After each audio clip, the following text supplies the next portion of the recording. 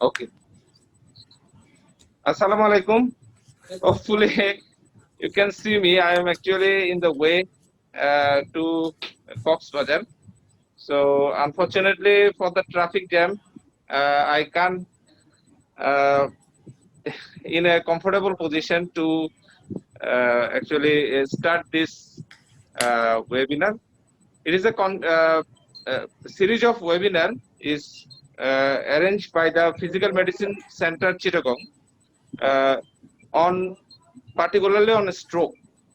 So today is the second webinar of this series, and today the topic of the today's presentation is role of therapeutic exercise in stroke rehabilitation, and it is going to be presented by our chief physiotherapist Afroza Khanum. And today we are great honored by the presence of our today's chairperson, Professor Dr. Aminuddin Ekhan sir, which he was the former vice principal and head of the Department of Physical Medicine of Chittagong Medical College Hospital.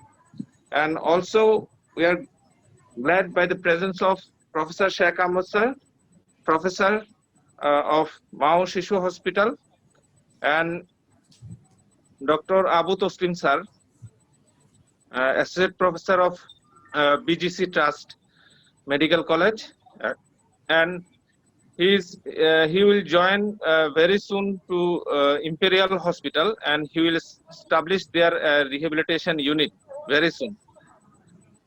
And hopefully the other guest of honor will join here, but due to time limitation, we are going to start today's webinar. May I request Ms. Afroza Khanum to share her screen and start her topic. Ms. Afroza, and I also request to every participant, please mute yourself so that we can experience a very good webinar, very good audio. Thank you. Assalamu alaikum. Thank you so much, sir, for the beautiful introduction. I would like to give my salam to all the members present here and to all my fellow colleagues that were a part of my center and has helped me a lot. Firstly, I would like to say that I'm a physiotherapist who has done her bachelor's of physiotherapy honors from Malaysia, and alhamdulillah, I have been given the chance to practice and experience with our physical medicine center members and most of the professors that have helped me throughout this journey. I would like to thank Rohim sir to give me the chance to present on such beautiful seminar.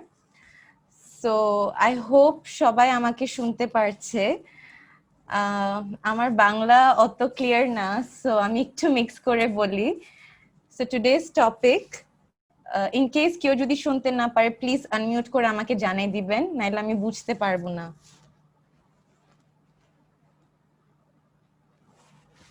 So আজকের topic আমাদেরকে already আমাদের রহিম sir stroke রিহ্যাবিলিটেশনের একটা অনেক ভালো introduction দিয়েছিলেন কিছুদিন আগে।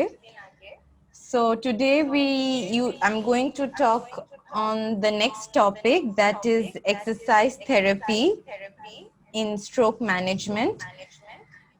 So for a best and beautiful exercise therapy or a regimen or a plan, one of the most important part is assessment, and we will soon have that topic.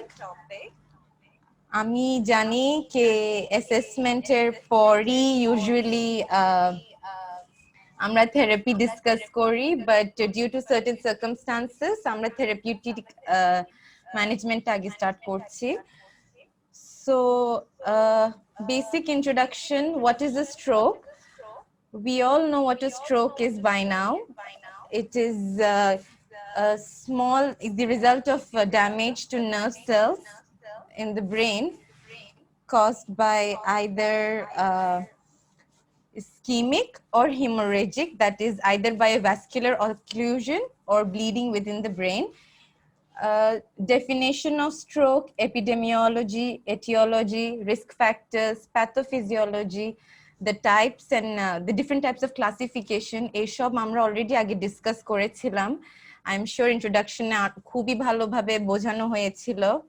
অ্যাসেসমেন্টস ফিউচারে আসবে। I have seen all the topics that needs to be presented and are going to be presented, and different types of management topics will be inshallah discussed. আজকে আমার main focus হচ্ছে post stroke exercise নিয়ে আর therapeutic management regarding exercise therapy. So usually রিহ্যাবিলিটেশনের main goals হচ্ছে আর objectives হচ্ছে, the objective is to achieve maximum level of functional independence. Next thing is that we make sure, one of the main thing of stroke rehab is that we facilitate neurological recovery. Our main thing is disability ke minimize kora, make the patient as much as independent as possible. And we make sure in our rehabilitation, obviously the objective is to bring in the family members, the home, the community, the professionals working all together to get a successful and proper rehabilitation objective and to improve the quality of life. So আমাদের goals usually হয়, how do we achieve this proper stroke rehabilitation এর গোলটা? One of the main thing is exercise. Apart from this is obviously the pharmaceutical treatments as well. And there are many other therapeutic, psychotherapy treatment is also very important. So usually we also bring in, we have been told before, the sirs have already mentioned that stroke is a very holistic management. Many professionals work together for it. So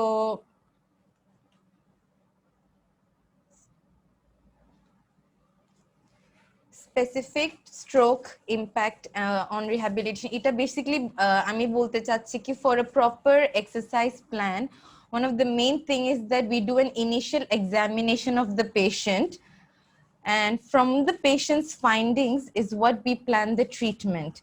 So based on the finding, we make the rehabilitation plan, we select the appropriate setting for rehabilitation, and obviously throughout the treatment we keep doing reassessment.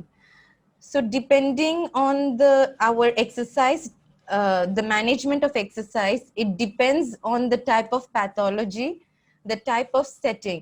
Our exerciser effect depend kore depending on acute, subacute stage, or how the rehab is being done, if it started earlier or if it is done in a home or an outpatient department, or depending on the prognosis of the patient, মানে patiented conditioner উপর depend করে, and how the patient's family needs, preferences, financial situation, social situation, সব কিছুর উপর আমাদের management usually depend করে।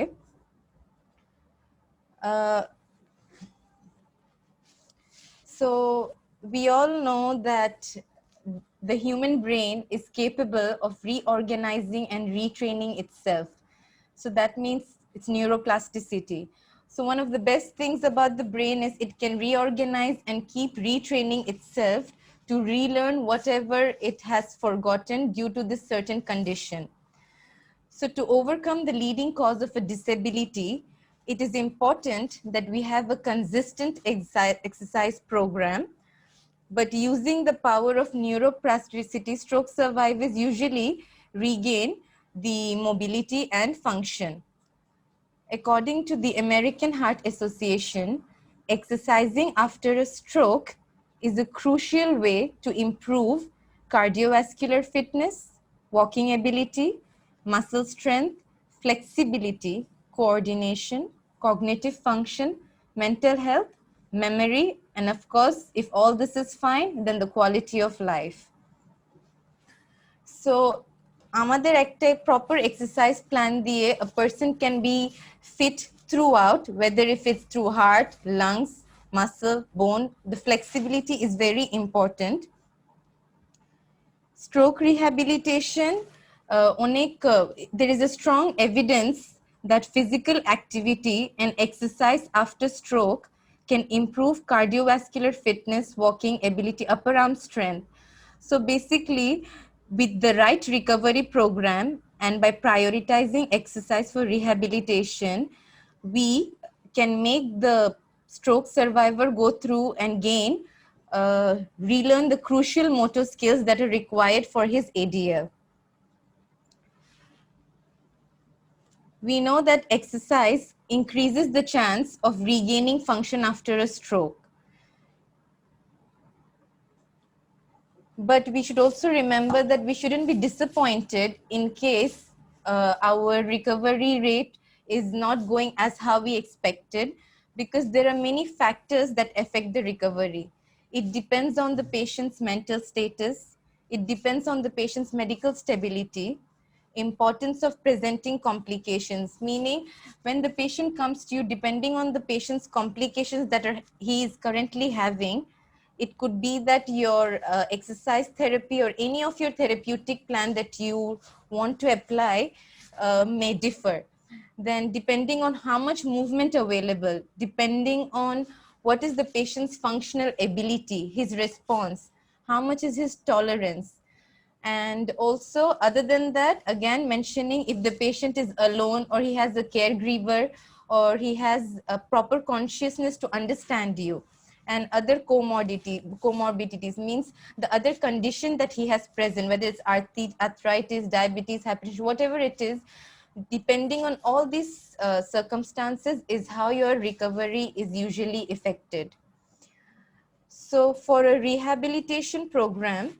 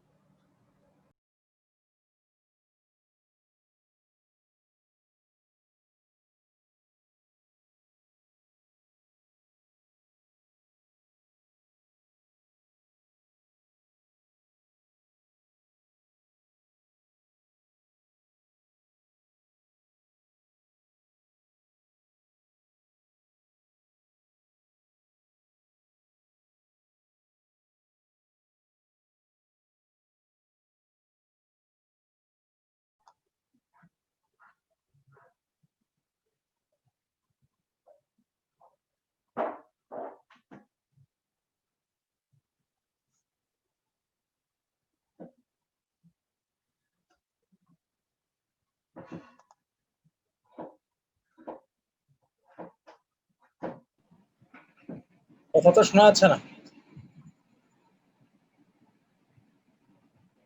আমরাও শুনতে পাচ্ছি না। ও তো ডিসকানেক্ট হয়ে গেছে। মেবি স্যার উনি লিস্টের মধ্যে নাই, অনলাইন লিস্টে নাই।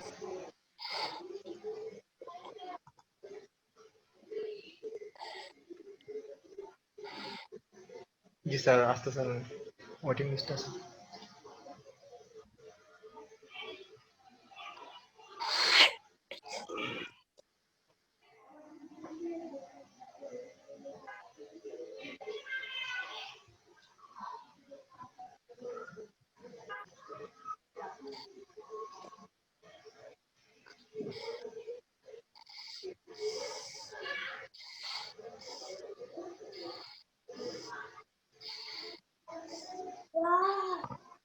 hello?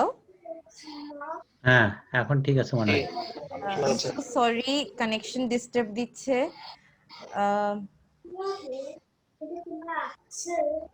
So we were talking about the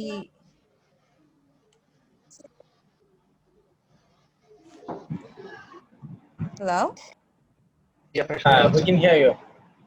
Okay. So basically now we are talking about the criteria for admission to a rehab program. This is very important. That is, a patient should have a stable neurological status. He should be significant and persisting neurological deficit. Out of these following disability, if at least two other, it's okay, like mobility, self-care, communication, bowel bladder control, swallowing. These of the few things should be there. Then sufficient cognition to learn. The patient should be cognitively unable to understand. He should, if he can communicate, whether even if he has a condition, but as long as you can understand and he can understand you, he can follow, you can even see a better outcome in your rehabilitation program. So physical ability tolerate the active program. The patient should be physically able. Like there have been certain situations where maybe a patient has not been very stable as of yet, but we have started certain like motomed kind of an activity where the patient starts feeling tired and his heart rate or respiratory rate starts fluctuating. So we have to be very careful that whatever it is, no matter how, whatever plan you plan to do on your patient, you should make sure that the patient is able to be, go through whatever you're giving him. He's able to accept that particular treatment. So next is we're discussing the rehabilitation during the acute phase. I know that when you say exercise, exercise, as we know, is like a very broad topic. You will go online, you'll see so many types of exercises and approaches and methods. But basically what I'm going to tell is I'll talk about few approaches. At the same time, I want you to realize how to incorporate those approaches to get a proper exercise regimen. So usually during the acute phase, no matter who the person is handling, every person that visits the patient, every professional, I mean, that visits the patient should be aware of few things. One of the things that the patient that can happen is that pressure sores. So pressure sores, we know, is one of the complications that arise. So whether you are a physiotherapist, a nurse, a physical medicine specialist, a neuromedicine, whoever it is, whoever visits, we should make sure that the patient is always following his method of constantly 2 hours of turning, every 2 hours of changing his position, so that he can avoid any kind of problem that arise. As we all know, pressure sores go through many stages, and we should make sure that anything required to avoid the pressure sore is important. And this turning every 2 hours itself, you can consider it as a small part of your exercise. Next is that patients with acute stroke usually have dysphagia and are at risk of aspiration and pneumonia. So during this time, again, if you think that your patient has already gotten any kind of these complications like pneumonia or aspiration, for an exercise, what we do? For aspiration kind of situation, we make sure the patient is sitting upright.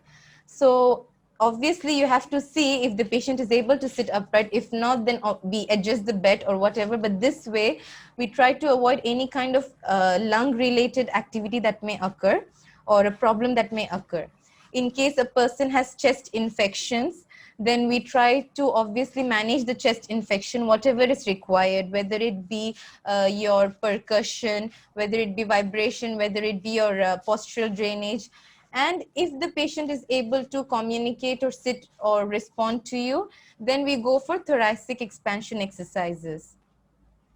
Protection against, as I mentioned before, protection against aspiration resulting in pneumonia includes avoiding oral feeding in patients who are not alert. Even in alert patients, ability to swallow should be assessed carefully before oral intake. During acute phase, the nasogastric tube feeding or gastrostomy tube placement may prove necessary.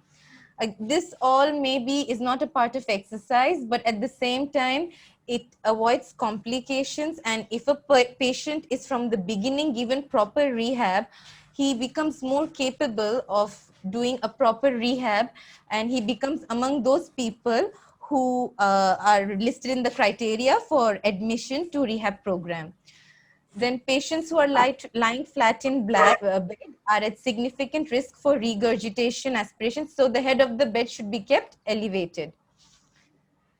One of the most important things that most people deny is the positioning. So positioning is very, very important. Positioning has its own effects, and positioning helps in obviously avoiding the deconditioning or any other contracture, because proper positioning keeps your muscle lengthened. At the same time, it relieves any kind of other problem like orthostatic pressure and all are also kept in control. So proper positioning is very important.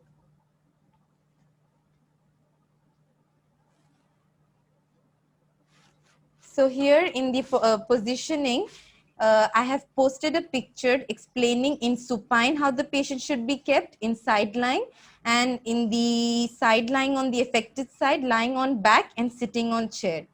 So lying on the left side, that is এখানে যে black markটা আছে, that is the affected side. So usually as a physiotherapist, we try to avoid putting patient on the affected side as much as possible, because I have noticed most people tell me that it is comfortable, chap porle bhalo lage, because they feel there is no sense or they feel heavy, so they feel it bhalo lage, but ultimately it leads to other kind of complications, especially shoulder pain, subluxation, we all know about it. So, but again, if since we keep changing positions every 2 hours, if you're making the patient lie on the left side, use this position only if it does not affect breathing. How you keep is 2 pillows for the head. Make sure the scapula is protracted. Again, why protracted? We know that usually when a patient goes through a stroke, a hemiplegic patient has retraction of shoulders. So this is why we keep the protraction of scapula. We place the right leg forward on 1 to 2 pillows, okay? And his leg, the affected leg is kept full straight, mane lengthened position e rakha hoy, so as to keep your tone and contracture ke avoid korar jonne. Next is lying on the right side. Now this is lying on the unaffected side. So this usually we recommend, and here when a patient comes to me, I make sure I teach exactly how to keep this position, because usually they really don't want to follow, they feel it difficult, but it's very, very important. Positioning is very important. So when the position, he's on unaffected side, you keep a pillow so your affected side is stretched, okay, and your affected leg also should remain in a stretched position. That's why you keep a pillow. Depending on how your pillow is, if it's high, low, whatever, you keep your adjustment. 1 to 2 pillows lakha ache, but it really depends on the type of pillow you're using also. When sitting up, this position they showed with the proper chair, with the proper table, a proper pillow. But not only this, even when they sit on a wheelchair, you have to make sure that their hands are always like on top of something, rested, it's well rested. They shouldn't leave their hand, because this leads to subluxation and pain around the shoulder. And also your core muscles, since they're already weak, they go for compensatory mechanisms. So for sitting up, you have to make sure that the patient is sitting properly, the arms are well forward, the left arm, that is over here, the affected arm, is rested properly. The feet is flat either on the floor or on a footrest. It should be flat. The patients tend to move it inward, and if you keep it inward constantly, it results in many other complications. And this further affects, obviously, they have difficulty in standing and balance and walking if your foot position, or if your foot and leg muscles and tone and all are not proper. Next is if lying straight. Now this lying on the straight, usually we in acute stage, depending again on the circumstances, as I said, if it is kept, then you keep it for very less time. You don't always keep, because this is one of the position that leads to patients feel like this is the most easiest position, but this is one of the position that leads to many complications. Pressure so for sure.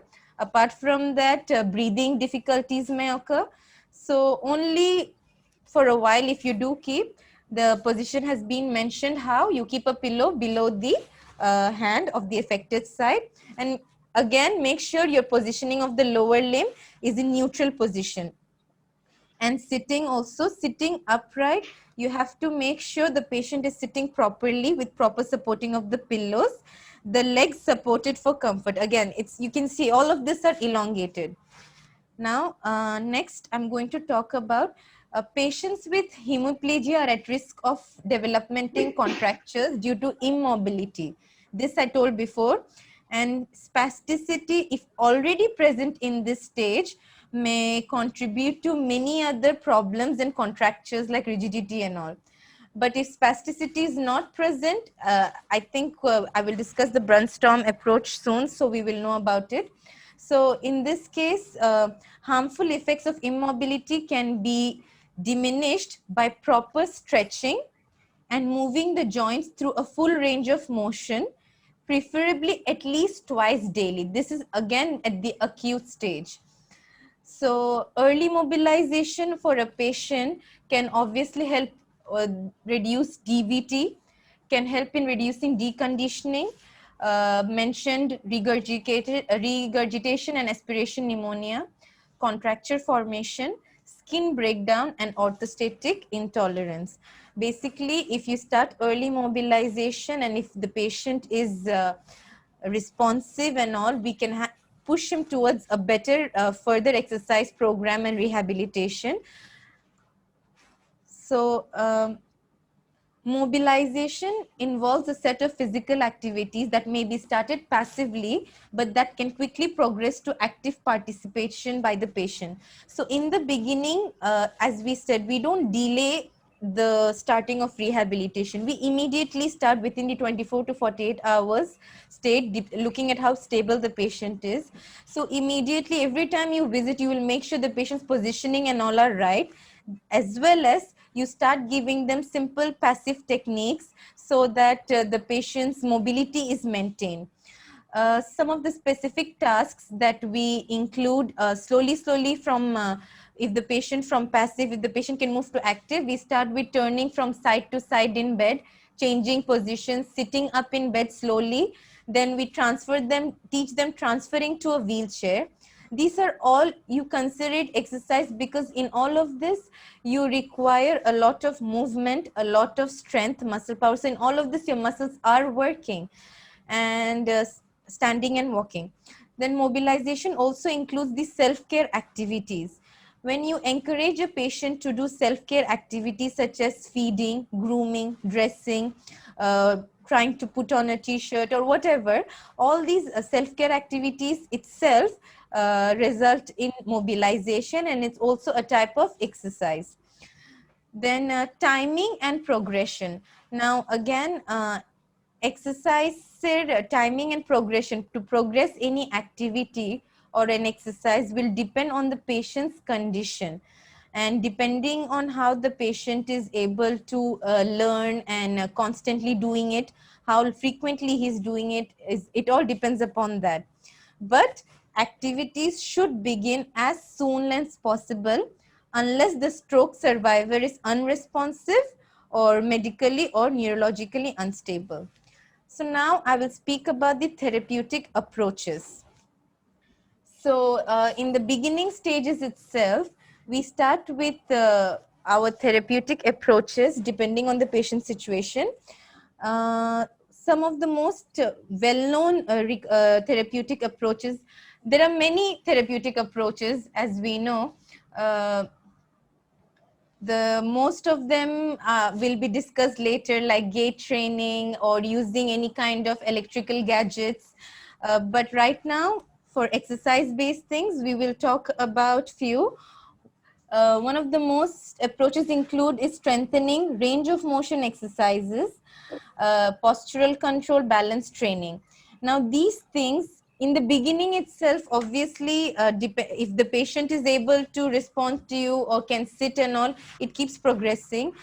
It all depends on your assessment. You will come to know which level the patient is. Like if your balance training, if you notice your patient is not able to even do the static balance sitting, then obviously you can't push him to dynamic so easily. You have to make sure he achieves the sitting first. The same way, rolling, sideline to sitting, all this can be achieved by doing certain techniques. So one of the most famous therapeutic techniques, usually Brunstorm was one of the beginning techniques that has been mentioned, and it was proposed for stroke patients. But right now, more than Brunstrom approach, people use the PNF, the Bobath, and many people, when they notice that a patient can already start sitting or can do basic static things, then for dynamic things, they start already using task-oriented approach. Most countries use task-oriented approach.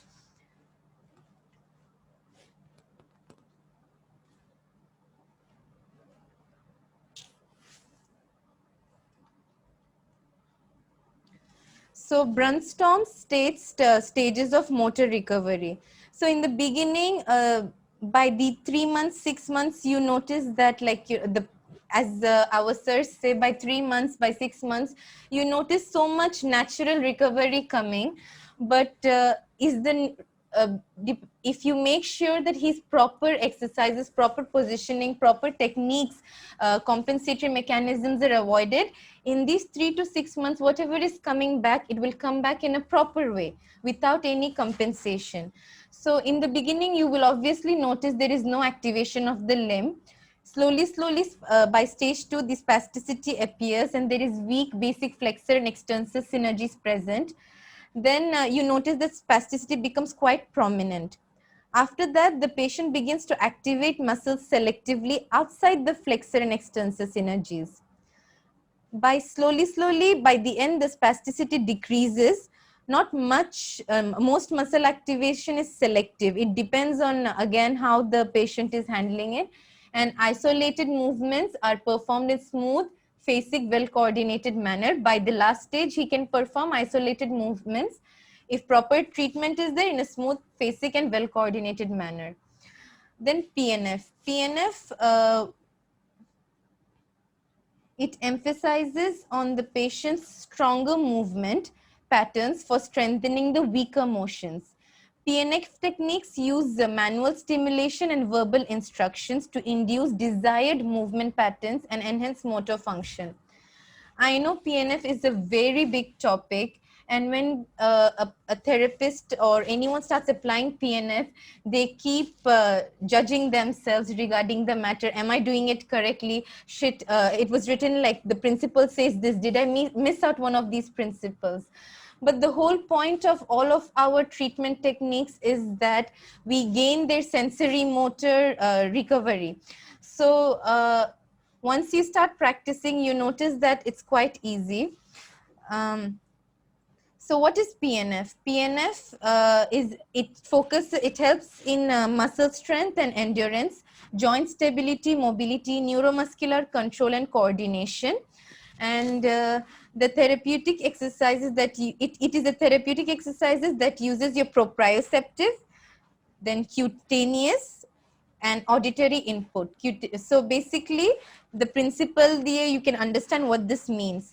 So in the principles, when you perform a PNF exercise, you try to give resistance, you try to give irradiation and reinforcement. Means you're handling it is in such a way, the irradiation is basically throughout the muscle, the energy keeps going in a proper way. That's how your hold, your resistance should be given. You have throughout your hand contact. Your body positioning and mechanics is very important when you give a PNF. There should be proper commanding, because if you're not proper in commanding, what happens is by you commanding properly, your patient is able to follow, and your proper loud commanding gives the patient the ability to follow your command. At the same time, it's helping him gain whatever movement he needs to understand. Even it's cognitively helping him as well. Verbal stimulation, vision is very important. You ask him to follow, meaning you keep commanding that however, whatever movement you do, to make sure he follows it through his eyes as well. Then while doing it, you perform a traction and approximation.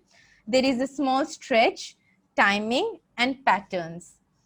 Patterns, we have discussed it in the next slide. So we know that there is D1 flexion extension for upper extremity, lower extremity. So for D1 flexion starting position, okay, what you will notice in the PNF books is this, that is basically you start from the extension position. So in DNF flexion starting position and the D1 extension ending position is basically the same, and D1 extension starting position and flexion ending position is the same. So if you want to, it depends on what kind of synergy the patient has and what kind of technique you're using. So if I want to do D1 flexion starting position, I start from the extended position. I ask him to follow my commands. I follow all the principles and I make sure that he reaches the proper flexion position. Same goes for the upper extremity D2 flexion extension. I would like to have shown some videos, but we don't have enough time. So I will be giving the links of these videos in the chat so that you can understand how a person puts a proper pressure regarding when they perform these certain movements. Now, when it comes to all these exercises that shows the D1 flexion starting position of lower limb or extension, what happens is this is when the patient is in supine. So when the patient is lying down, you start all these methods already, which I have mentioned. And slowly when the patient is able to sit, you can do the same methods, but in sitting position. So this way it becomes, obviously your muscles are acting in a different way that time. It may be like right now, maybe you're going towards gravity, that time it goes against it. It's all a procedure, you keep progressing, but you should not avoid doing any of these. It's okay if the patient, make sure obviously you don't go through any complications, facing any complications while doing this. You always look at the patient's facial expression while you do these movements, but it is very important. Then in PNF, for example, you notice that the patient is flaccid and you want to do the exercise of initiating a motion. That's when you do the rhythmic initiation. And sometimes you can take certain techniques. This particular table shows like which all methods of PNF can be used. If you want to initiate motion, what can be done? If you want to learn a motion, what can be done? Right now I'm just explaining the approaches, but I do have one more topic, that is the role of physiotherapy, and I will try my best to show how these initiation and all are done, how the combination of what is combination of isotonics and when do you use it, the method of it. I will try to include it explaining a certain scenario. So that time you'll have a better understanding. Then PNF is also used for getting the patient to understand the rate of motion, increasing strength, stability, coordination and control, endurance, range of motion, relaxation. So relaxation method is mostly used when the patient already is coming to high increase of tone, and if the patient is having pain. So relaxation technique is used for pain also. You can notice it's like basically the same things. So that's when you do the rhythmic stabilization or initiation. What exactly this few of these things, I will try to show it to you through videos in my next topic.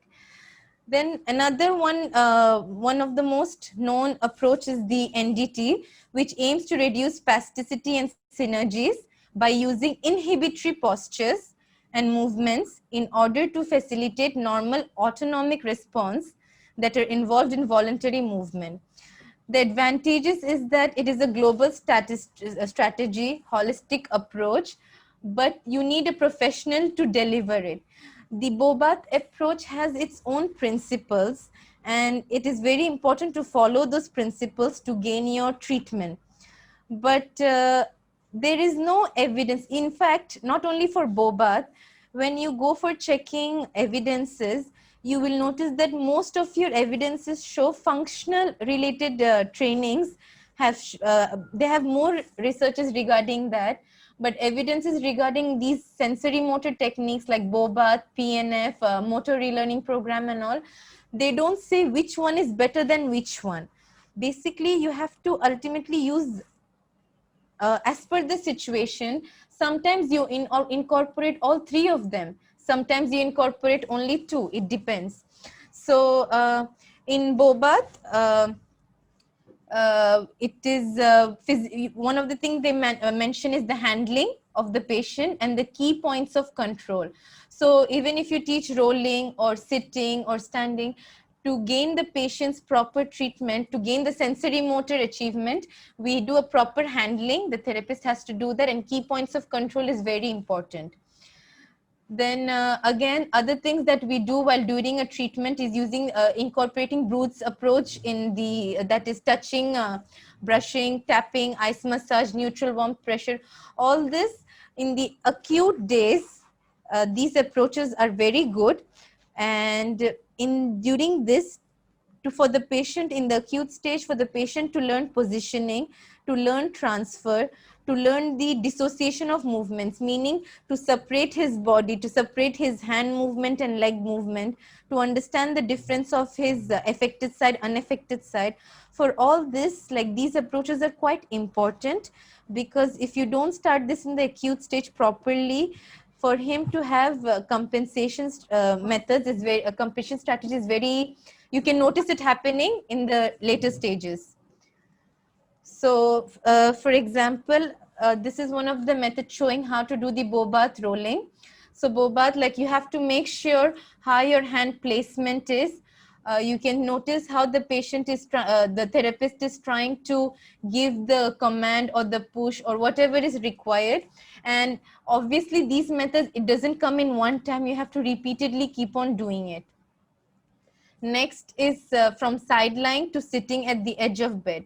Now, what happens is most people wait that first let the patient finish his, learn his rolling, then only I will teach him sitting at the edge of bed, then slowly I will make him stand. No, no matter what, we try our best to start as much as possible. So even though the patient is not able to have a proper static sitting, I will still teach him rolling properly, and I will try to teach him sitting at the edge of the bed. That is like sitting, like making him get up from the sideline, and I'll try to make him sit like balanced sitting.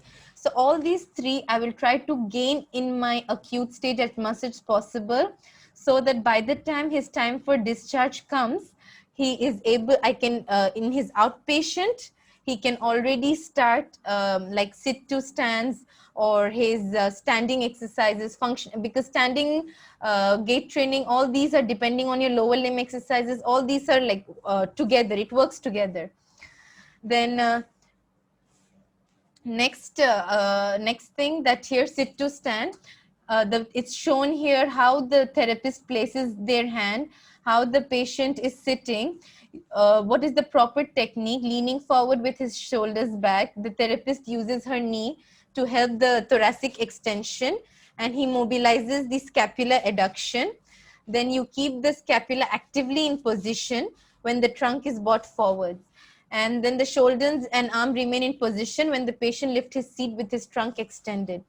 So as much as I show all these techniques in the presentation, I know that one of the best ways to learn these is, and see this practically, seeing it practically is what makes it easier. And I will try my best to include the links if towards the chat when it's over.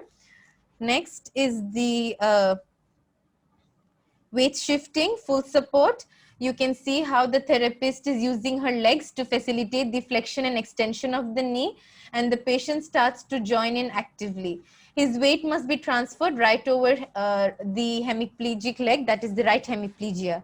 The other side also, you can see how the patient is being supported by the therapist. I'll not waste time in much of these. So few of the things that you should avoid, as mentioned earlier: proper positioning. See the first picture, you can notice if he is left like this to sit, they tend to sit like this, but you are helping him to gain more problems, that is like getting tone issues, his core muscles will not be strong enough more, and all these things will further help will be a disadvantage when we try to gain the mobility. Then these are few techniques how the patient should be sitting. Okay, whether it's a wheelchair, whether it's on the bed. Another method that we start is the motor relearning program. This method is divided into 4 steps. Okay, so motor relearning program focuses on your functions. There is upper limb function, balance, sitting, standing, standing up, sitting down, and walking. So we have to achieve all these functions by using proper tasks, okay, and by focusing on the missing component.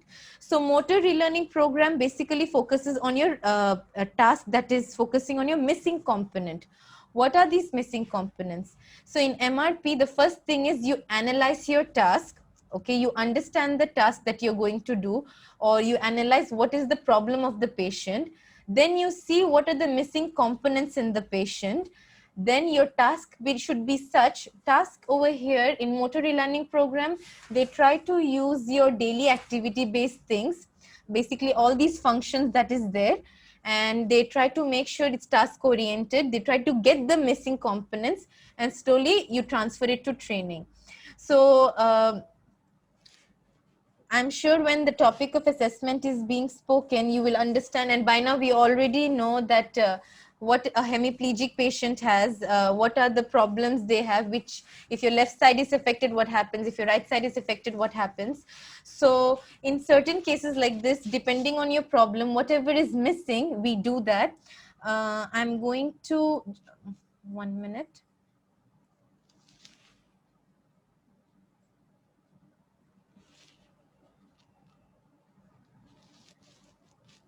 Sorry, share screen. Okay, so I'll just show you a small here you will notice I'm just mentioning in MRP these components. Now whether you do PNF, whether you do BOBAT, whether you do MRP, ultimately you have to have a basic knowledge of what are the problems, what are the symptoms that or what are the impairments, and what are the complications that can arise in a stroke patient. So if you know the missing components, for example, the components of rolling over here, what you need is pillar protraction, trunk rotation, hip and knee flexion, rotation, and side flexion of neck.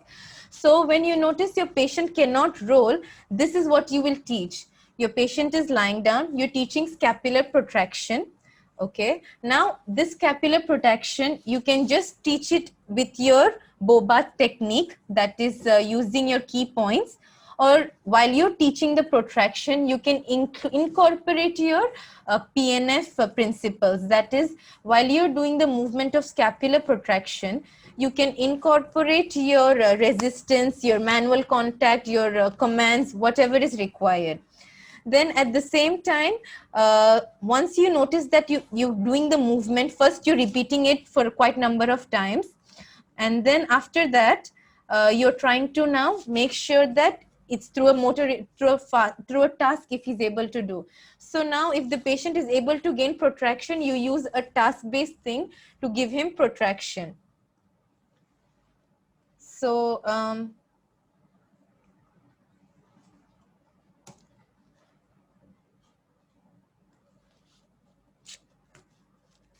sorry, go next. Here, these are like few task pictures that they're showing. And this is like few of the tasks that shows where you can use gain your upper arm activities using the MRP program.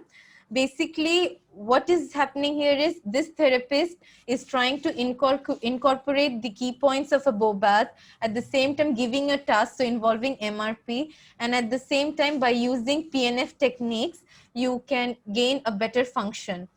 So when it comes to balance, coordination and all, walking forward, walking backward, sides, cross-stepping, all these will be, I think, discussed when the topic of balance will be discussed.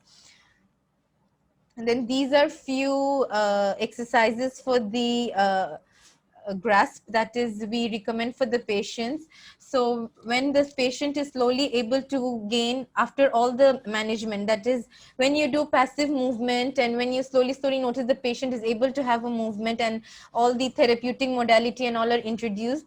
So slowly when the patient is recommended to do home-based exercises or when they come for therapy itself, we try to give them these particular ones. Now, sometimes you will notice the patient, for example, the first one, the scissor spread. Maybe the patient isn't able to do the whole thing. Okay. So that's when you do is you make him think that he's doing it. So that's when you do your imagery and like that's when he's thinking, and by him thinking to try to open up is still it's a part of your exercise. So another one of the most important thing that most people usually they're so focused in their limbs, upper limb and lower limb and trunk, they avoid checking the facial expressions, the facial drooping. So you have to do some facial exercises as well. So here some of the facial exercises that we have mentioned are turning the corners of the mouth up, pushing the upper lip forward, sucking in the cheeks, wrinkling the nose, screw up the eyes tightly, turning the corners of the mouth, push the lower lip, bring the eyebrows together in a frown, raising the eyebrows. Then aerobic capacity is also one of the things that you have to keep in observation. Usually when I was in Malaysia, if the patient is stable, what they used to do is the ergometer, the lower body exercises. If he's quite stable, they would get the automatic ones. They would start his leg movements, but they should make sure obviously if someone is there around. In other cases, if it's not stable, then you go back to your hands-on techniques. Then if the patient is having any kind of chest-based infections and all, we go for postural drainage and all. But in this case, you have to be very careful because they may have sensory issues, or they may not feel your touch, or they may not realize how sensitive it is. So we give a modified one. The modified one is like we don't change them into many positions. We keep them in one particular straight position, and we, with proper precautions, we do the percussion, vibration, and shaking. Deep breathing exercises, if the patient is able to follow expansion exercises, these are all based on the progression of the patient. The American Heart Association has recommended and has very much stated that it is very important that the patient does not, they should minimize bed rest after their stroke. They should try to sit or stand intermittently. This itself is the most simplest exercise for them to do basic things. Whatever you do as an exercise at when they come to you is different, but at home you should try to make sure that with the help of carer, most of the exercises are being done, most of the functional activities the perfect way is being done. You teach them the proper techniques, the caregivers, so this way they will be making sure that they use their affected size to do most of the treatments, and they use their affected size to use it for the daily activities. The American Heart Association recommends that the daily exercise activities should be based on the stage of recovery, the environment of the patient. It requires social support, physical limitations of the patient. For example, if the patient does not know how to walk, you will not obviously just make sure that like you force him to walk or go walk yourself. No, you have to make sure that he's doing it in a proper way. He's using the proper orthotics for walking. If he is requiring the proper support, he's using whoever his caregiver is also has to make sure that he's handling it properly. You recommend them also to how to hold the belt, how to make sure they also are strong enough to handle the patient for walking. Then engage in rehabilitation exercise programs that incorporate aerobic exercise, strength training, and you should make sure that it focuses on flexibility, balance when your doctor or rehabilitation specialist says you are ready. So I will just show few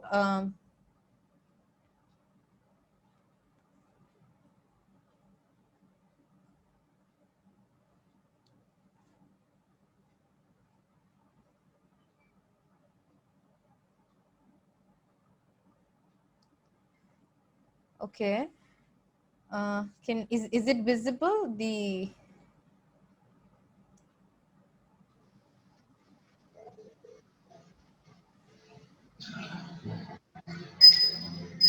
So this is like few of one of the things that I found. It's very important to give the carer, as well as it is important even for a therapist to know. And I'm going to just simply explain how it can be done. So for example, I'm going to just go a little bit fast because I know almost 1 hour is over. So here,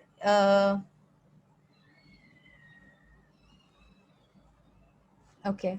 So here, basically, what you're going to do is start with the positioning. It explains here the pictures that I will show you. The part that shows with the lines are the affected side. Okay. So as you can see, depending on what all problems, so much of the tightness of the muscles and all may happen. So you do stretching, you teach the proper movement, you have to make sure that they do proper exercises. So positioning, here it is mentioned. I have shown it before also, so I won't waste much time in positioning.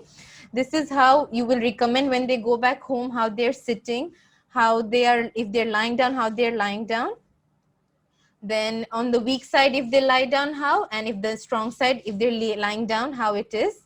Then how do you keep the elbow hands? It's very important. So for example, the lying exercises, if the patient is lying down and stable, how will you make sure when they're sitting or standing, if they can sit and stand, how can you make it elongated? So if they can stand or if they're sitting, they should keep their elbow extended. Then here it is shown, your helper can slowly do small exercises for your wrist. Then how can you make sure that all exercises, it's not necessary to be done in lying down. If the patient gets a sitting balance, or if there is proper support and he can sit, you make him sit with proper pillows and everything. If his position is proper, then you can continue with your exercises. Then this is for your leg muscles. So basically in your acute stage, you just prepare all the muscles that are required for your future rehabilitation. That is when the rest of the professionals will talk about gait management and all, you will require all the basic starting of the muscle, basic activation of these movements, muscles. So this is why you have to make sure exercise is important. This is one of the way to stretch your thigh muscle. Then this one, you will only do it in a progressive stage, not when the patient is not stable. Please be careful.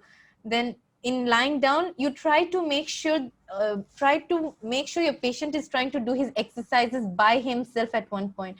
So for example, the Bobath says, or the PNF, where you first teaching yourself by you touching, by you holding, you're showing the patient repeatedly. Okay. Then when you see the patient can understand you and responds to you, you say the patient, I'm supporting you, you try to do by yourself. And as the patient is trying, you keep incorporating your PNF techniques or give a task related technique. It's up to you. Then this is turning completely one side. Then again, when he becomes straight, he's protracting his shoulders, and then again turning to the other side. Then this one is how to get up from sideline to sitting. Okay, so you teach the patient how to roll onto the weak side, how to use the good legs and good hands, what part you should fold. You should push up with your strong arm. This is very important. Patients don't realize it. If they try to push up and they get up, they automatically, their elbow tries to bend, and then they learn how to give a pressure in their affected side also. So this is how you slowly start making use. Then this is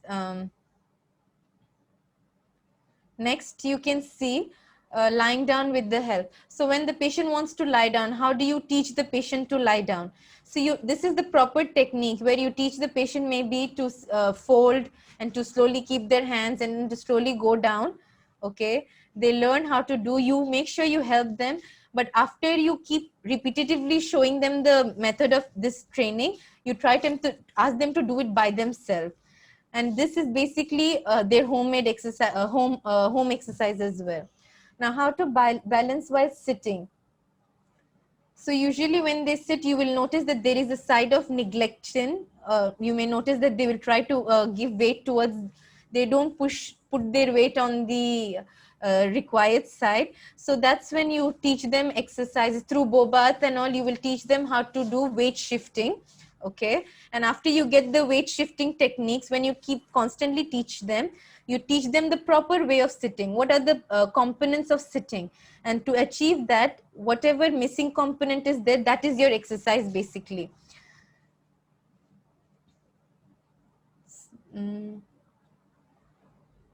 Then this is, again, this is one of the most, this is to make sure how do you teach patient to do a proper sitting. So what we do is there is proper key points towards the back when we hold it properly, okay, and we encourage the patient to sit in an upright position. This way he learns to sit in an upright position. Now in upright position, we start using our PNF techniques, for example, rhythmic stabilization, or if you want to initiate his motion, like teach him front and back or whatever. So stabilize the muscle strengthening, whatever method you use, you teach his muscles the training. At the same time, after he learns how to sit, you allow him to sit by himself by following a mirror or something, so that he knows how to sit properly straight. If he cannot do it, again, you use your key points of control and repeatedly do the methods. Then this is a few of the exercises in sitting. They clasp their hands, okay, they try to make it, this is using the unaffected side to do the exercise. Now you will notice that it's difficult for the patients. Sometimes they keep their hands bended when they do that. So if that's the case, to make it straight, please ask the caregiver or as a therapist or whoever is attending, you make sure that you're holding, you're giving the support to keep the hands straight. Because what happens is, if they do it with a compensation, they're not learning the movement properly, and this still results in other complications. This is one of the PNF techniques that we learned, that we go for an axe, cutting the wood, the axe motion up and down, left and right, okay, for the trunk. And this one is learning how to weight shift. They lean towards one side and become straight. Then how to stand up from a bed or a chair. You remember the missing components of getting up from the chair. And when you learn the missing components, automatically you can see, you will teach them. You know that you have to come forward first. So first you teach them coming forward constantly. Then you teach them how to lift their buttocks up. Then slowly, how they make sure you're teaching it right. This is what is very important. You teach right, there is no compensation, and it's safer for the patient. And if the patient has to do this at home, either a caregiver is there present, or they require the support. That is, they keep something in the front that they can hold and grasp. What we do is we usually give them a railing to hold, or we make someone in a chair sit front, but you keep training them. The more they do these functions, the more they make use of their big movements. The big muscles keep working, your gross motor functions, it helps in that one. Then in case, this is how they show. If you don't know how to get up and this is the method how a caregiver or a therapist must hold and make the patient stand up. Transferring. We try to make our patient very dependent, and it's very important that before discharge, if you try to make sure that your patient learns how to transfer to a wheelchair, at least. If you can achieve that, this itself requires most of the muscle to work, and this itself is one of the best exercises, because if they learn how to transfer to wheelchair, now you can use your wheelchair as a task related function exercise, and you can teach them how to use their affected leg to move, and how the placement of the hand, how they use their affected hand to wheel the chair and all. So try to teach them the transfer. Now to teach them the transfer, obviously you have to make sure the proper techniques. Again, you use the Bobath, the PNF, the MRP, gain the missing components before, then you can do this. The position of the change is stage. Always, the stronger leg always leads when the patient is doing it by himself. This is very important. The stronger leg is always that leads the patient to sit in the wheelchair. Then next is in case the patient has a fall. So what do? When they have a fall, everyone runs, makes it a big deal, and you should teach the patient to calm down. You should teach the patient how he can come up. Okay, so you ask the patient, if this is all will obviously it's all in happens when the patient is able to. If the patient is not able to respond, you're still on the first stages where you're doing all supine based exercises by yourself and trying to give full on support. But when the patient is able to do, this is how you do it. You sit with the strong side next to a bed or chair, ask him to try to come, teach him how to lock his wheelchair if he's sitting on a wheelchair, how to get up from a kneeling position. Then you bring your stronger leg up, and as he brings, this is the thing. We actually, in Malaysia, we use this as a part of our training. That is, we bring the wheelchair next to a mat. We make the patient sit, sit on the mat. First, we obviously check their pressure. Okay, once we check their pressure, if it's stable, because this requires a lot of effort, and people that have hypertension and high BP, it's kind of not very, you have to make sure you do it in a safe way. So after checking pressure, we make sure if they're getting up. And how do we train them? We are next to them. Because depending, if you need to put a belt around, you put a belt around, and then you teach them. We teach them this method. We teach them once, and we make them sit with support. We make it do it constantly, and after constantly doing it, we make sure at one point we see if the patient is able to do it by himself. It takes a lot of time, it takes a lot of effort, but we can achieve it because exercise is very important. It's mentioned here, it is important to select the right exercise for your stage of recovery. If you have doubts about what you can do, stick to the simple basic exercise and work on them until you're confident that you're doing them correctly. The number of times you can repeat an exercise, it all depends. We always start from low, okay? But repetitions and the time of hold, it depends on progressing. It's all upon progressing. Then this is for, I think I'm taking a lot of time. I will try to go. Okay, so this is when the patient is slowly able to do his exercises by himself. What we do is we encourage protraction. This itself is your MRP, motor relearning program, where we teach protraction of the shoulder. We ask them to touch the sky constantly. Okay, and in this method, if I try to give him PNF, I try to hold him and I try to say him like push against my hand. This is where I'm giving resistance. I give a stretch, I give an approximation. So what happens is that people think that when I have to do PNF, I have to do as per what they taught me. I have to do D1, D2 flexion extension. I have to do for lower limb or trunk, whatever is mentioned in the picture. No, actually, it's very simple. You can use your PNF techniques through tasks as well. As I said, when I come to role of physiotherapy explanation, I will try to make it more clearer to you. Right now, I'm just trying to show pictures. This is when the patient is sitting. You can give him an exercise, whether it's with the task that is holding the glass and turning it, okay?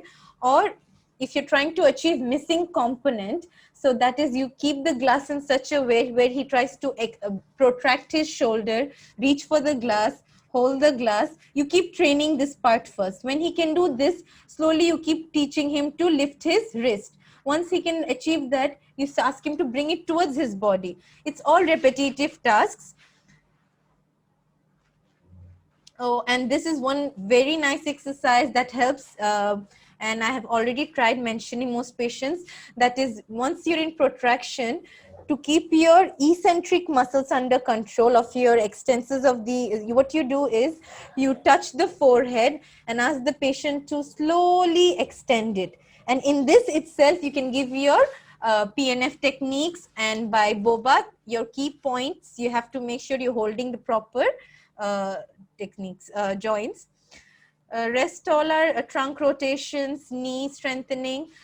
These are how to move your hips. How do you prepare your legs for your, that is, here they're showing actively, but when you do it passively, you will know. You bend and straighten the knee, you hold the knee and you do the PNF techniques.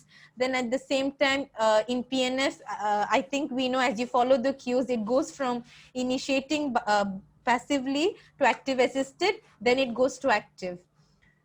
So pelvic bridging and all, please make sure you follow the key points of control of Bobath. I'm sure we all know all this in details, so I do not want to keep bothering regarding it right now and explaining in detail.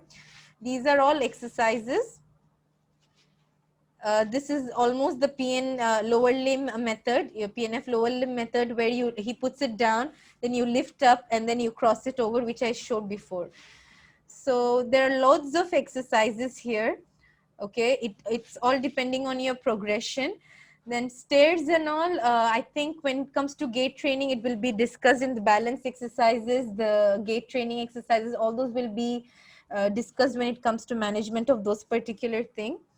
For now, we just have to make sure that we encourage our patient to use exercises. One of the most important thing is that, because personally, when what I have noticed is most patients, when they have come for rehabilitation, they have come at a point where it's like they have already come with many complications. So if you start with acute stage, if you use these basic approaches and teach them most of their techniques inpatient, when they come to you in your outpatient, you can progress with them in a much better rate. Also, it's very, very important that you notice that the patient himself is interested to do it, because if you cannot bring up the interest in your patient or the caregivers, you will not see much of a progress, which ultimately makes us feel a little bit disappointed. But at the same time, we don't lose hope, because we have to give our best. I think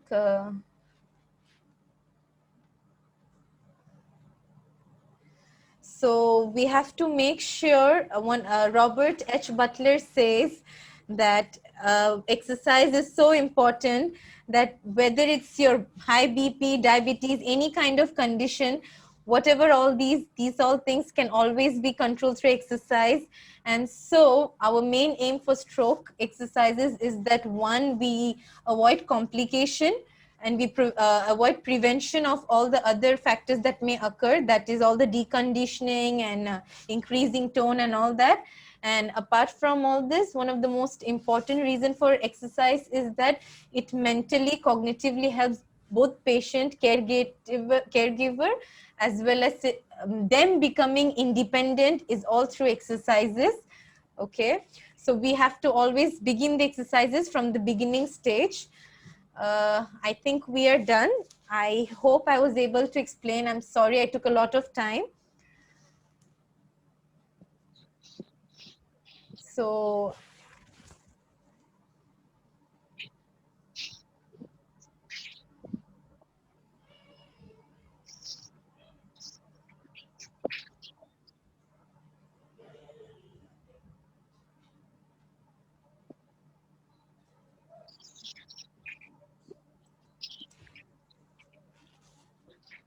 I think she has finished, though she Okay. had not managed to thank us. Have you finished, Miss Afroza?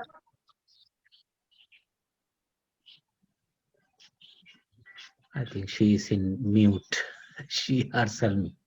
Okay, anyway, we can invite the others to join our program to make their share and what they learned and what they enjoyed.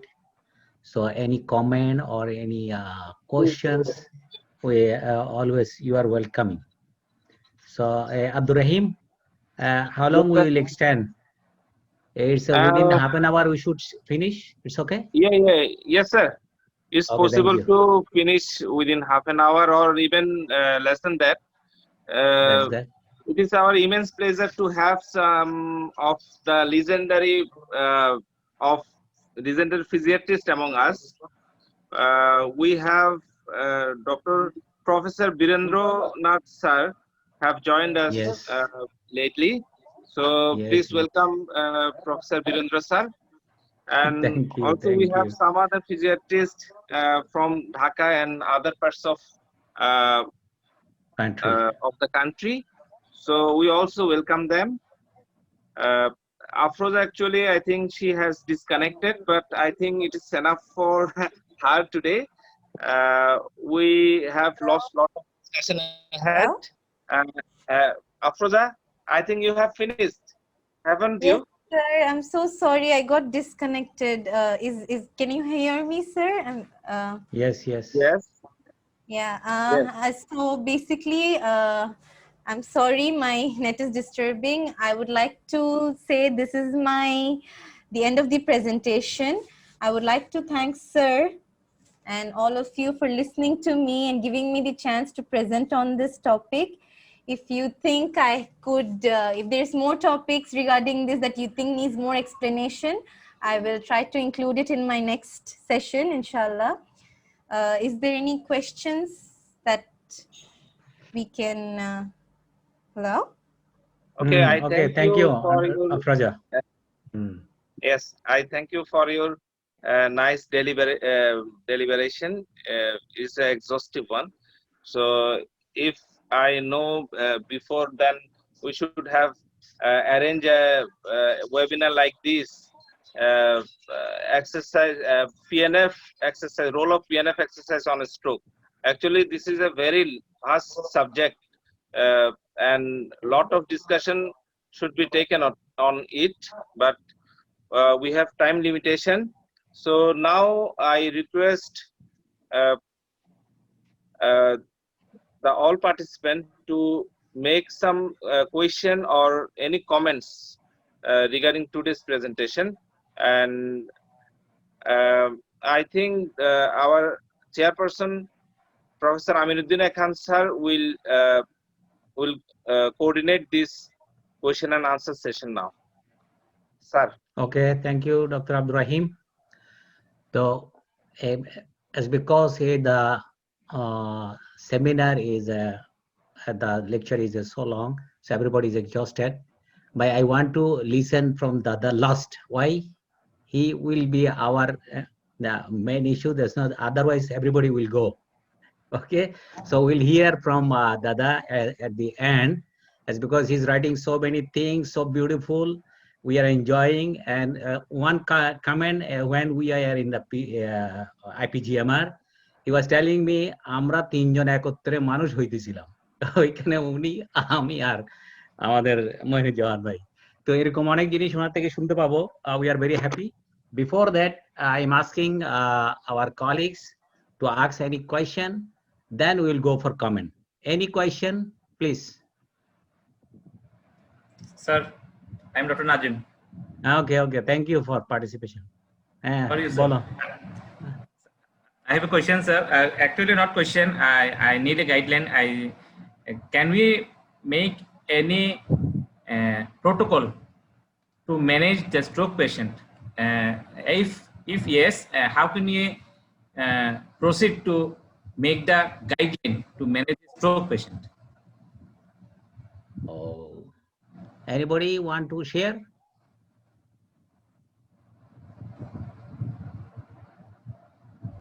Afroja, do you want to share? Assalamu alaikum, sir. I can actually I can share something that actually there is no such protocol in managing stroke patients because it is quite individualized. That's okay. Thank you. Yes, Even then, sir. every head there is a guideline anyway. But you are very correct. Every patient, there is some principles based on which we can we can plan all these therapeutic exercises, Right, right. all this management plan, everything, but we cannot make such strict protocol because every management protocol has got its individualization, and every patient has got its individual problems and the different problems. Patient has having some different problems, so some patients have more spasticity, some patients have more flaccidity, some patients have contracture is more and some patients can have cognitive Yes, you are correct. problems, and some patients. Yes, So sir. it is not quite protocol based, but the Yes, basic sir. plans, which is stated by very nicely stated by the Ms. Proja, we can base on these principles. So if we analyze a patient, if we assess a patient and evaluate a patient for its problems, then we can go for planning quite good planning for management of these Yes. stroke patients. So Yes, Thank sir. you. I Anything completely you want? agree.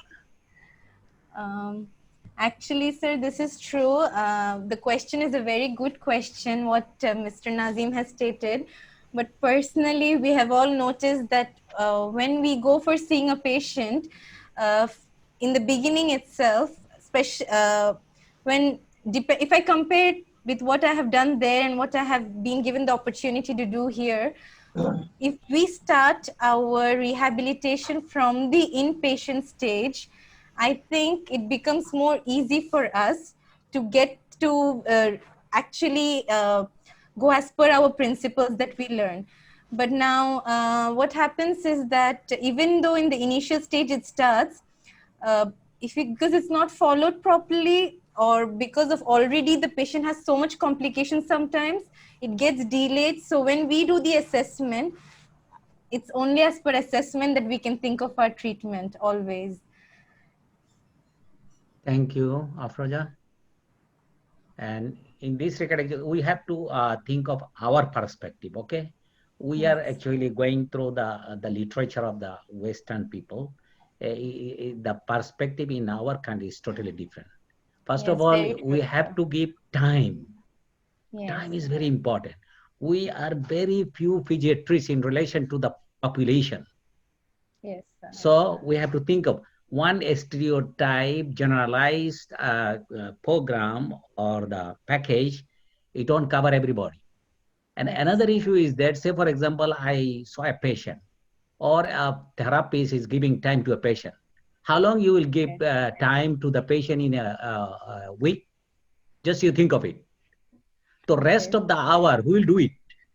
Yes. You should have it in your mind. So for that reason, it is an integration of family members. What Yes. you know, you just participate, share. They won't understand your medical term. Just you let them know you do it in this way. They won't understand what is PNA, what is BOBAT, NDT, nothing. Yes, nothing. So this is very important, number one. Number two, that you have to find out the problems. It is called problem-oriented approach. This is very important. What actually Dr. Taslim said, the different patient actually the problem is different. So you find it out in the beginning. Yes. And another thing is that you have to show the positive feedback to the patient's family. So you record it. In the beginning, you record it. What is muscle power, what is disability, everything you record it. It is very important. And in a general term, what is the problem of the patient? In general term, number one is immobility. Number two is depression. It's very overlooked. Yes. When I joined into Chittagong Medical College in 1996 or 95, what happened, even doctors, they have the idea those are a stroke patient, they're gone patient. They won't get anything benefit from us. So they should keep it in a corner. You can take it as just a trash corner. Nobody is coming, as because they know it is gone.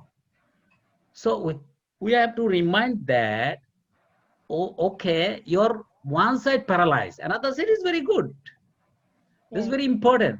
And if patient actually, when he become a stroke patient and you cannot communicate after just recovery, and he or she can communicate, but he is thinking that he is totally paralyzed. Or you show him, okay, touch me, catch it, then he will get the pleasure. This is very important. Another thing is that when a patient is, they have some stereotype, the sequence, it will always happen. She nicely showed it, the 6 stages. So we have to notice is in what stages the patient is when he came to me. You have to notice that, and you have to learn it. It is very a stereotype. It is in the every book of stroke rehabilitation. Another thing is that he lost the autonomy. He was able-bodied man. He can go everywhere, and now he's loss of anatomy, independence. So you have to make it note down. This is very important. And goal-oriented. What I am going to next time.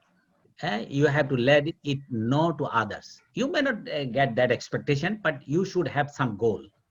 And another issue is teamwork. Only one big professor know-how or big therapist, he's a very good guy, he knows everything. Oh no, it's teamwork. You have to give everybody's participation.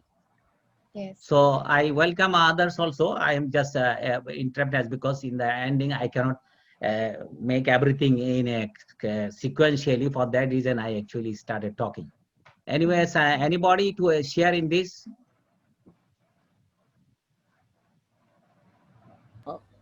Sir, I have Yes. actually, in managing a stroke patient, the first thing is to set the goal. Right. Nowadays, it is very important to set the goal. Goal is not the compensatory treatment. It is the restorative treatment is the Yes. first thing. That is, if we think that the patient will be functional and the paratic side will be functional, this is the goal. But sometimes we earlier it was thought that if patient cannot patient is not able to raise his hand, if he cannot move his paratic limb, then okay, compensate the activities with the other hand. But nowadays it is very important to set the goal in a restorative manner. The first thing. Then the second thing is timing to initiate the therapy. At which time it will be initiated. In a hemorrhagic state, it is a bit delayed, and in ischemic state, it is very much earlier. If it is even in after 24 hours, we can start the therapy to manage the stroke patient. And the other thing is doses of the exercise. In terms of exercise, it is the dose of the exercise, it should be fixed. How many hours the patient will go for exercise in stage 1, in stage 3, and at the last stage also. In first stage, when the patient has got no muscle power, that is the muscle power is 0, at that time, what should we do? We should do, the first thing is motor drive, then motor initiation, then motor planning. The first thing is that ask the patient to try to raise your limb, try to move your fingers, try to move your hands, move your legs, all these things you try. But the patient is unable to move his limbs.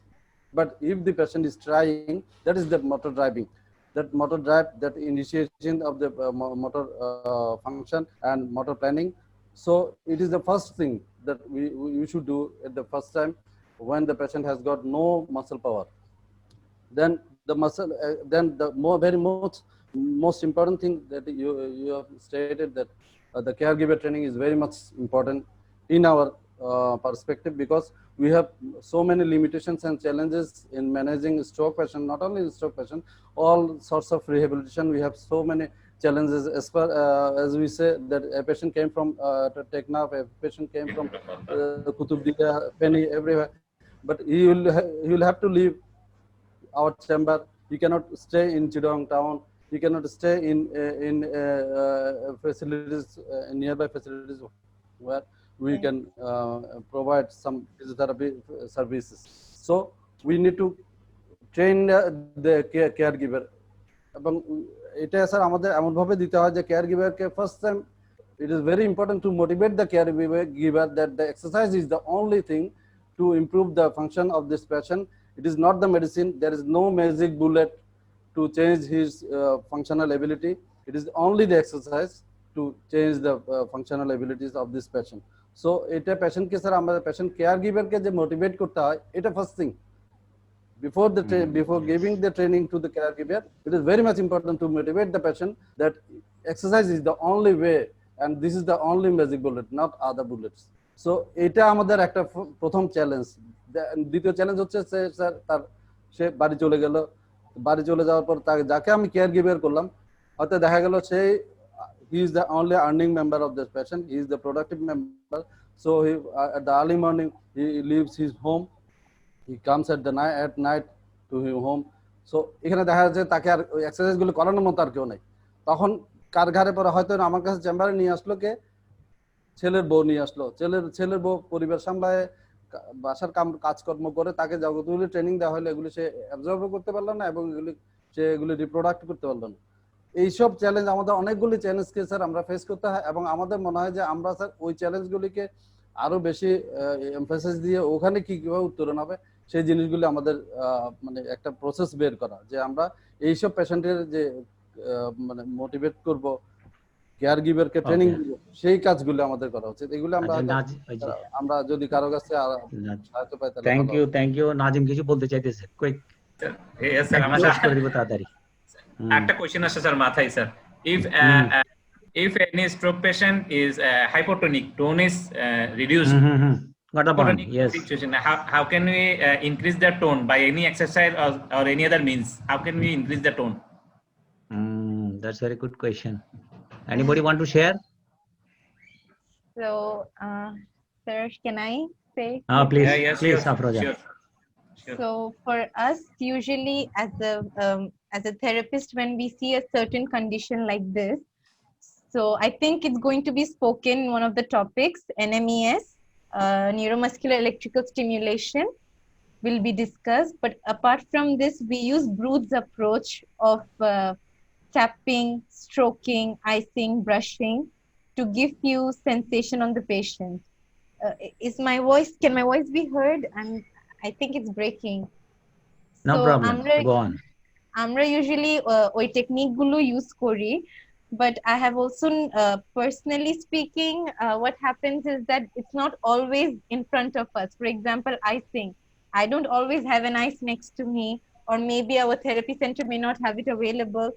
So in situations like this also, whether if the patient is flaccid also, we still start with our PNF. That is, we do the rhythmic initiation, where we try to initiate the motion of the patient. So we start constantly doing passive, and if patient is able to follow command, we try to say him to like active assisted. We try to follow our command and do active assisted. And after like many days, it takes time obviously, but if he comes over the stage of flaccidity, then we can go for the active. If he can obviously reach that stage, then we go for an active exercise. Thank you, Afroza. And in this relation, in addition to that, one thing is very important is called actually pattern movement. Say, for example, we are going to take food, or we are going to writing. It's not only actually we stimulate the writing and the precision by the fingers. Automatically, there are body reflexes. It makes us sitting, the proper position of the shoulder, elbow, everything is coming into action. So pattern movement will make you some sort of stimulation of the paralyzed part also. It's very pattern movement. So in somewhere if you give the pattern, for that reason, what is actually usual in the life of the patient, if you make it go for that, it will stimulate automatically. It will help a lot. Okay. Anyway, any more? এটা তো sir আসলে stage 1 এ যখন থাকে তখন flaccidity থাকে। আপনারা stage 1 থেকে না, you are correct, কিন্তু sometimes it prolongs, এটা স্টেজ ডিউরেশন ডিপেন্ড করে। প্রলং করে আমরা স্যার আমাদের তো এখন আলটিমেটলি যেটা নতুন মানে নিউ সায়েন্স যেটা বলছে সেটা হচ্ছে এনি হাউ আমরা নিউরনাল প্লাস্টিসিটিকে এনকারেজ করতে হবে, এবং এটা এনকারেজ করার জন্য আমাদের এখন মোটর লার্নিং এর মধ্যে যেটা বলা হয় relearning, actually sir it is not learning but more in sort of relearning, because experienced motor activity কে এখন করে রিলার্ন করতে বলা, যে আগে আমি যেভাবে যে প্যাটার্নে একটা জিনিস রিচ করতাম, একটা জিনিস ধরতাম, যে কোনো ভাবে হাঁটতাম, ঠিক সেই প্যাটার্ন গুলিকে আবার রিএস্টাবলিশ করতে বলা হয় এখন Right, নতুন right. করে আরেক ধরনের না করে, তাহলে ওই প্যাটার্নগুলিকে যদি আমি আবার রিলার্নিং করে এবং সেই রিএস্টাবলিশ করার চেষ্টা করি, দেন অটোমেটিক্যালি তার টোনটা আসবে। সেই টোনটাকে আমি এনকারেজ করার জন্য কোনো থেরাপিউটিক কোনো ইয়ে নেই, একমাত্র এক্সারসাইজ। এবং এক্সারসাইজের মধ্যে এখন তো টাস্ক ওরিয়েন্টেড যেটা বলে, সেটা যদিও বোবাদ কিংবা ওগুলিও কাজ করে বলছে, কিন্তু বাট টাস্ক ওরিয়েন্টেড এবং মোটর রিলার্নিংটা হচ্ছে আগের এক্সপেরিয়েন্স বেসড, সেটাকে নতুন করে করতে বলে। সেইভাবে যদি করি তাহলে ওটাকে আমরা যদি এমফাসিস দিই, তাহলে হয়তো এটা আস্তে আস্তে তার টোনটা Thank you. না, it's a good idea.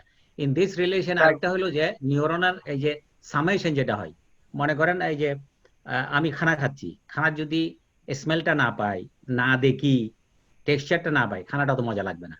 আমাদের এখানে কোবে ইউনিভার্সিটি থেকে ও ডক্টর আসছিল, তারা তো ওই জাপানিজ, ওরা ইয়ে দিয়ে খায়, কাঠি দিয়া। তো আমাদেরকে দেখতেছে হাত দিয়ে খাচ্ছি, সে করছে কি কাঠি ফেলায়া হাত দিয়ে খাওয়া শুরু করছে। সে ডাক্তার, 3-4 জন ডাক্তার আসছে লোকালি, সে আমাকে বলছে যে ভাই খেতে তো মজাই লাগতেছে। তখন আমি তাকে বললাম যে ভাই দেখো, যখন একটা জিনিসের ইনপুট অ্যাফারেন্ট অনেক বেশি হবে, তখন এটার ব্রেন স্টিমুলেশন অনেক বেশি হবে। তো তুমি কাটি দিয়ে খাচ্ছ, হাতে তো টেক্সচার দেখো নাই, কিন্তু এদিকে স্মেল যাচ্ছে, এদিকে টেস্ট বাড যাচ্ছে, এদিকে লুকিং যাচ্ছে। এখন যখন হাতে ধরতেছি আমি খানাটা, তখন তো এটা আরো আরো এটা টেক্সচার এবং ওটার এটা সহজ যাচ্ছে, তো এটার মজা বেশি হয়ে যাচ্ছে, অর্থাৎ stimulation in the central nervous system more. তো আফরোজা ওটা ঠিকই বলছে। তো যখন আমরা কোনো করতেছি, ওটাকে রিইনফোর্স করার জন্য মনে করো কমান্ড দিচ্ছি, ওকে দেখাচ্ছি, আর যদি এট দা সেম টাইম আমরা যদি ফিডব্যাক দিতে পারি, মনে করো একটা আঙ্গুল নাড় বেশি, কিন্তু আঙ্গুল আসলে নড়তেছে না, কিন্তু ফ্লিকারিং হচ্ছে, এটা যদি আমরা ভিডিওতে তাকে দেখাতে পারি, কারণ এখান থেকে যে ইয়েটা, সে এখন মনে করে একটা আওয়াজ হবে, এগুলো আছে, অথবা কোনো একটা সিনারিও হবে, তখন সে ওই ভিজুয়ালি ওটা দেখবে, আরে আমি তো আই ক্যান ডু সামথিং। যেমন তুমি বলছো যে ড্রাইভটাও তোমাকে করতে পারবে, এক্সটেনসুয়েশন করা যায়। So these are the very important thing for discuss, but today's topic is very vast. ওটা স্যার ইমপ্লিসিট ফিডব্যাক, রেজাল্ট একটু interrupt ওরিয়েন্টেড, করি। গোল ওরিয়েন্টেড আমার ফিডব্যাক হবে স্যার এটা। আমাদের সাথে আছে ডক্টর সোমেন চৌধুরী, একজন চট্টগ্রামের তরুণ স্বনামধন্য নিউরোলজিস্ট। উনি কিছু বলতে চাচ্ছে, হ্যান্ড রেজ করেছে। স্যার যদি আপনি সরি, আমি দেখি না, I am very sorry. Please doctor Somen, please share quick. Thank you sir. Sir আজকে এটা স্যার আমার একটা বিরাট সৌভাগ্য যে চিটং এর আপনাদের মতো এরকম সিনিয়র এবং ফেমাস সব ফিজিওলজিস্টের সাথে একটা অনুষ্ঠান আমি শেয়ার করতে পারছি। আজকে আসলে এমন অবস্থা হয়েছে যে 6টা থেকে স্যার অনেকগুলো ওয়েবিনার ছিল, একদম আমি 9টায় আমি এটা অনেক দিন ধরে গ্যা করেছিলাম, কিন্তু আস্তে আস্তে 10টা বেজে গেছে। আমি শেষের দিকে কিছুটা রিচ করতে পেরেছি। আমি আসলে স্যার থিওরিটিক্যাল ডিসকাশনে যাচ্ছি না, আপনারা ডিসকাস করছেন। আমি আমার এই অল্প কয়েকদিনের এই 5-6 বছরের নিউরোলজিস্ট ক্যারিয়ারের কিছু কথা বলতে যাচ্ছি যে আমরা কি ফেস করছি। আমরা এই স্ট্রোক পেশেন্টের ক্ষেত্রে স্যার এই ফিজিওথেরাপিটা খুব নেগলেক্ট হিসেবে দেখছি চিটং এ। কি হিসাবে স্যার আমি কয়েকটা পয়েন্ট বলি, আপনাদের কাছে হেল্প চাইবো যে সব ফিজিওথেরাপিস্ট এখানে আছেন। প্রথম যেটা দেখি সেটা হচ্ছে স্ট্রোকের পেশেন্ট গুলা, যেহেতু যারা মুভমেন্ট করতে পারে না এবং চিটং এ যারা শহরে থাকে, যে বাসাগুলোতে লিফট নেই, যারা 2তলা 3তলা 4তলা 5তলায় থাকে, তাদেরকে যখন ওই ফিজিওথেরাপি করার জন্য বারবার নামাইতে হয়, তারা ফ্যামিলির অনেক গার্জিয়ানরা এটা ডিনাই করে, এটা একটা সমস্যা হয়।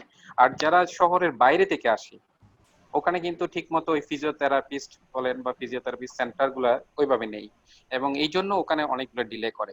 আর আমাদের কাছে যখন আসে অনেকদিন পরে বলে যে আপনার কি থেরাপি দিচ্ছেন, বলে হ্যাঁ আমাদেরকে মেশিন কিনে দিছে, আমরা মেশিন দিয়ে করি। কিন্তু আজকের যে এক্সারসাইজ এবং আপনারা যে আলোচনা করছেন যে এক্সারসাইজটা বাস্ট একটা জিনিস, এবং আমরাও দেখছি যে এখানে কিভাবে সিটিং, পজিশনিং, স্ট্যান্ডিং গুলোর কতটা ইম্পর্টেন্স। কিন্তু এই ফিজিওথেরাপিটা আমি যেটা দেখছি যে আপনারা আমার চেয়ে অনেক বেশি আরো ভালো জানবেন, যে এটা অনেকটাই নেগলেক্টেড। এটা জাস্ট রোগীরাও মনে করে যে এটা ওষুধের মাধ্যমে চলে আসবে, এটা যে এক্সারসাইজ নির্ভর এটা করে না, এবং রোগীর অ্যাটেন্ডেন্সটা এখন আসলে সময় দিতে পারে না, যদিও কোভিডের জন্য এখন একটা বন্ধ। তো নিউরো রিহ্যাবিলিটেশনের এটা কিভাবে আমরা ওভারকাম করবো? আমরা তো এখানে থিওরিটিক্যাল ডিসকাস করলাম, এটা আমাদের জন্য জ্ঞানের অনেক জানা হলো, কিন্তু আসলে প্র্যাকটিক্যাল অ্যাপ্লিকেশনটা আমরা চিটং এ কিভাবে আরো বাড়াইতে পারি? এটা কি আমরা ফিজিওথেরাপিস্টের কাছ থেকে, না ফিজিওথেরাপিস্টের কাছ থেকে, নাকি সেন্টারের মাধ্যমে, নাকি স্যার এডুকেশনের It's a মাধ্যমে? very pertinent question. I am interrupting. আমরা এখানে চিটং খুব অর্গানাইজ, আমরা ফিজিক্যাল মেডিসিন, আমরা প্রত্যেক সময় বসি একসাথে। তো আমরা এর ধরনের একটা কমিটি করব, ওখানে নিউরো মেডিসিনও থাকবে, আমরাও থাকবো, এবং রিলেটেড আদার সাবজেক্টের লোকেরাও থাকবে। আমরা কিভাবে এটা করতে পারি, এটা কোনো একদিনে হবে না। It's a very nice question and proposal. So I am asking our Chittagong the doctors from of the physiatrists, তোমরা আবার বসো এদেরকে নিয়ে, এবং আমাদের এই প্রোগ্রামটা কন্টিনিউ করবে। I am very hopeful. এটা একসাথে অনেক জিনিস হয়ে গেছে, এই জন্য ডিসকাস করা টাফ হয়ে গেছে। তো আমরা ওগুলাকে ভাগ করে নিব কিভাবে এটা সহজ করা যায়। তো থ্যাংক ইউ ডক্টর সোমেন। আমি একটু তাড়াতাড়ি করতে চাইতেছি, আমাদের প্রফেসররা যেন কথা বলে, কারণ লাস্ট আমাদের বীরেন্দার কথা শুনবো অবশ্যই। তো now it's any other person please join us, share. Sheikh Ahmad ভাই কিছু বলেন, তারপর আমি বীরেন্দার কাছে যাবো। আর এর মধ্যে যদি কেউ বাকি থাকে আমরা ওনাকে করবো। ও জাহাঙ্গীরও তো আসছে মনে হয় না? জাহাঙ্গীর কোনো প্রশ্ন থাকলে করো। আর শেখ আহমদ ভাই please. Sir Sheikh Ahmad sir ওনার কানেকশন লস্ট করছেন, আপনি আচ্ছা, okay, good, Biren thank you. স্যারকে একটু তাহলে দাদা please start, we are waiting to listen from you. Sir unmute করতে হবে। আপনি আনমিউট করেন, আপনার ইয়েটা বন্ধ না, কথা শোনা যাচ্ছে না দাদা।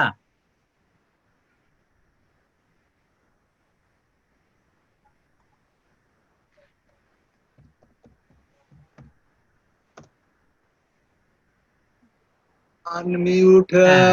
Thank you. এখন শুনতে পাচ্ছি আমরা, এতক্ষণ শুনি নাই। আবার বলেন প্রথম থেকে। না, প্রথম আর শেষ কিছু নেই তো, তার কারণ আমি প্রথমটা মিস করেছি। আমি actually I thought that the program starts at 10, so I was late by more than 1.5 hours when I joined. No, you are 100% correct. Oh dada, it is 10 in America, not in Bangladesh. No, সেটা ঠিক আছে, যে anybody can join at any time, whatever. But it is very pertinent that one should be punctual and should be starting right from the beginning. যাই হোক, whatever, আমি প্রায় পুরাটাই miss করেছি, বাট আই প্রমিস ভবিষ্যতে এরকম হবে না। ওকে, পানিশমেন্ট আছে আপনার। আচ্ছা, আর তবু এখন তো বলার কিছু নেই, বিকজ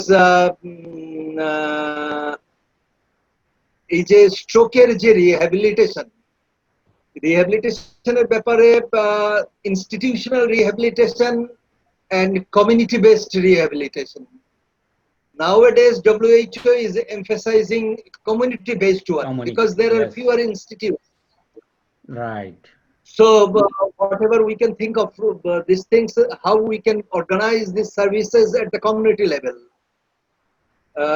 এটা হচ্ছে একটা জিনিস।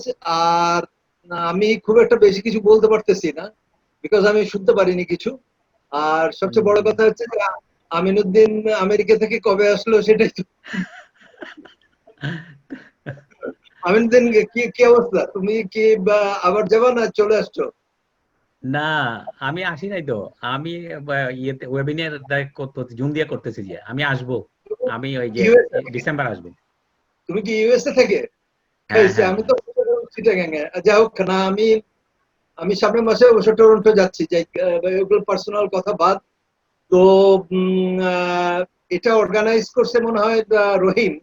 Thank you doctor Rahim, thank you very much for organising this topic, so that we can learn and we can help others learn as well what we should do. Particularly we are in a dilemma of, say for example, following stroke, there is lack of muscle tone, there is loss of motor power, there is sensory loss, there are so many things. But rehabilitation is should be a holistic approach, and it should be goal oriented, and with time the goal varies. Initially the goal is, say for example, maybe passive mobilization, positioning, etc.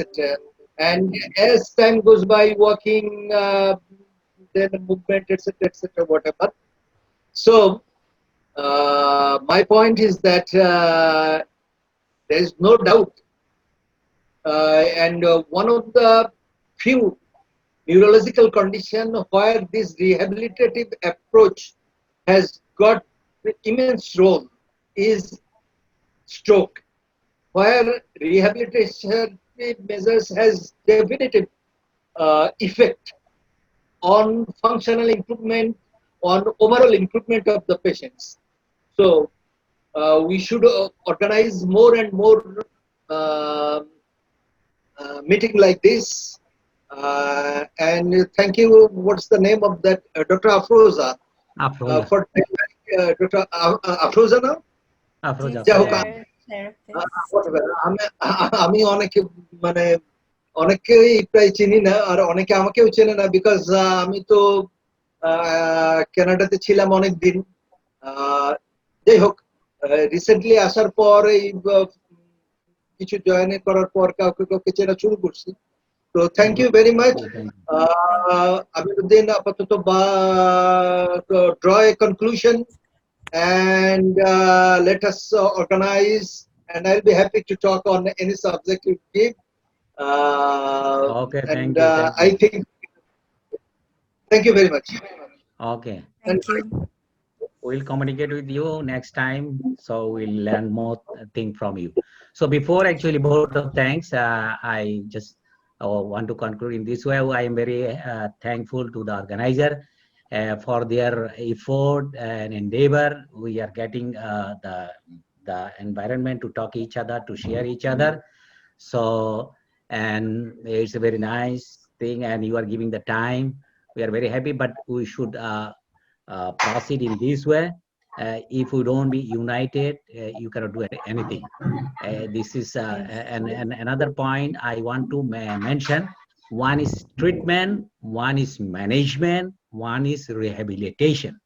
These are bigger things.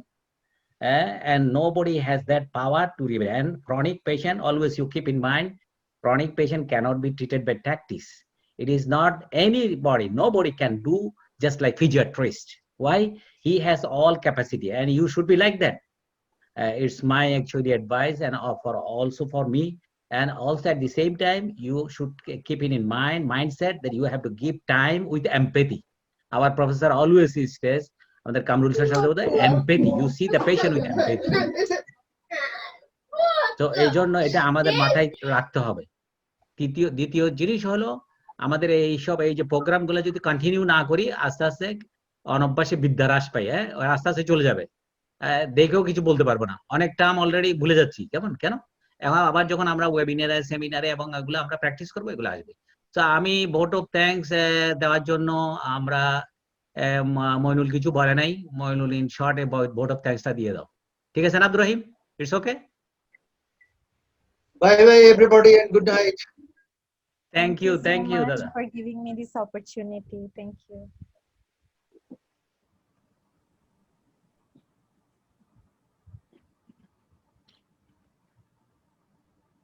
Start please, quick. আমাকে দিচ্ছেন sir? হ্যাঁ, এর আগে আব্দুর রহিম কোনো কিছু বলবা নাকি?